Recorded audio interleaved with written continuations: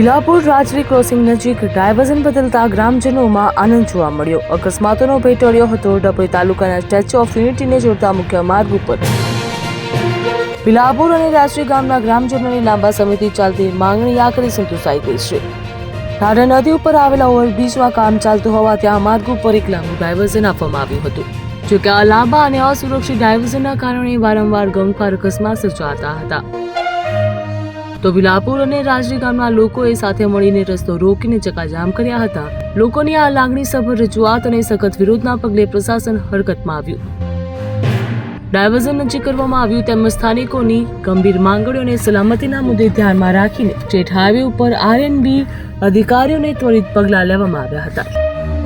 ચકાજામમાં માત્ર 24 કલાકની અંદર જ અધિકારીઓએ સ્થળની મુલાકાત લીધી હતી. લોક માંગણી મુજબ ડ્રાઈવર્સને અકસ્માત થયાની શક્યતા ઓછી હોય તેવા વધુ નજીક સ્થળે ફેરવી દેવાનો નિર્ણય લેવામાં આવ્યો. ગ્રામજનોની સલામતીની ચિંતા નોંધાવ્યો. ગ્રામજનોમાં ખુશીનો માહોલ જોવા મળ્યો તેમજ અધિકારીઓ સ્થાનિકોની સમસ્યા સમજીને યુદ્ધના ધોરણે કામગીરી પૂર્ણ કરી હતી.